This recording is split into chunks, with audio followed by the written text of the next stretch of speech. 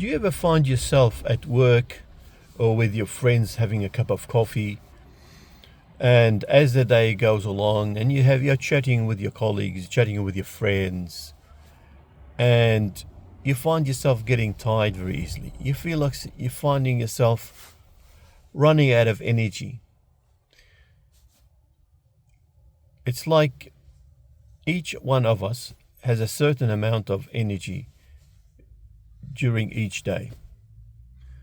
And as the day progresses and goes along, the energy depletes. It goes down until we feel it's drained and we have no energy. It's a bit like a mobile phone. When we recharge a mobile phone and it's on full, we take it with us throughout the day, and eventually with usage and with time, it starts to drain. It starts to go down. So this is how our energy is. And when we are with people, interacting with people, interacting with children, if we're a teacher, through that interaction things, and our energy, it drains away and it goes down. It doesn't stay the same. Now, depending on how we do things and how we interact with people, the energy will either will go down slowly, or will go quickly. For example, if I'm a teacher and I'm constantly yelling, I'm constantly raising my voice at the kids, and I'm constantly talking, I'm doing all the talking, I'm doing all the teaching, and I'm not asking the kids to also input and interact with me and to contribute to the lesson, then I'm going to run out of energy very quickly. And the same thing also when I'm talking to my friend or friends, and I'm doing all the talking, and they're just sitting back, sometime maybe there, and they could be nonchalant, not interested, or just passive, and I'm doing all the talking. What's going to happen? Of course, my energy is gonna go down quickly, because I'm doing all the talking, and they're not doing anything, and therefore my energy will drain very quickly. So in these situations, what do we do? Well, I'll tell you a strategy that you can use in your daily life, whether you're a teacher interacting with kids, or whether you're just with your friends having a cup of coffee with colleagues, and how to sort of have a more stable flow of energy, and have a more like steady energy throughout the day, without having for it to be declined quickly. Okay, number one thing is, when you are interacting with your friends and you're talking, and if you find them, they're not participating in the conversation, and they're like indifferent or nonchalant, they're not interested in a conversation, then you just slow down, stop talking, or slow down, don't talk at all. Let them talk. Let them continue the conversation. And if after that you find that they're still not interested, and they don't want to keep the conversation going, then you just stop. You don't do anything. You just sit back.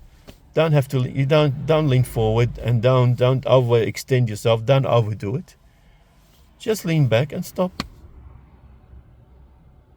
And if they still don't want to interact, they're still not interested, then just go home. That's it. Simple as that. And if you're a teacher, for example, then you don't do all the talking.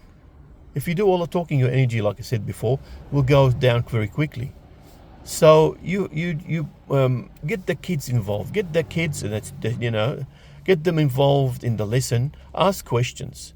Ask for answers from them. Ask open-ended questions, and get them to participate, and get them to do activities, group work, and all these things.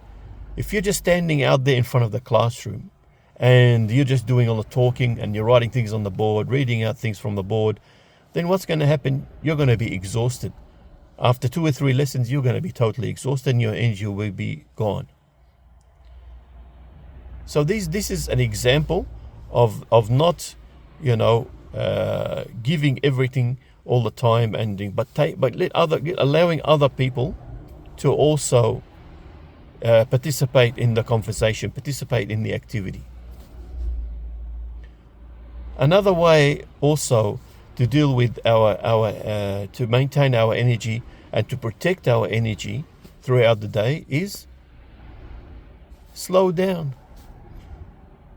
I know it sounds obvious and simple, but in our modern times, in our modern society, it's always pushing us to do things quicker, to do things more efficiently, and to utilize our time more efficiently, be quicker.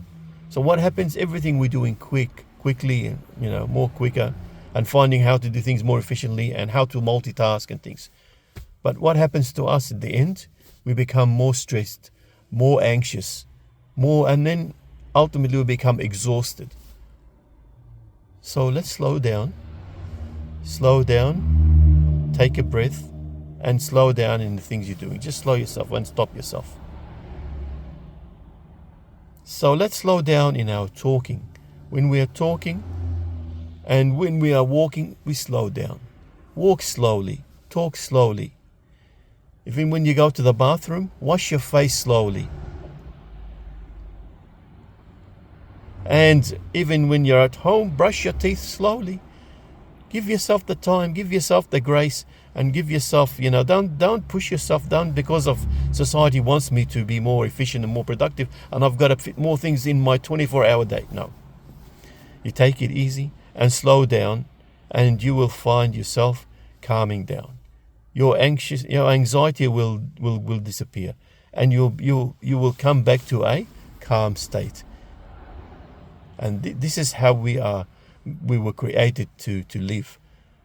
We weren't created to adapt to the modern society and pushing ourselves and stressing ourselves and exhausting ourselves.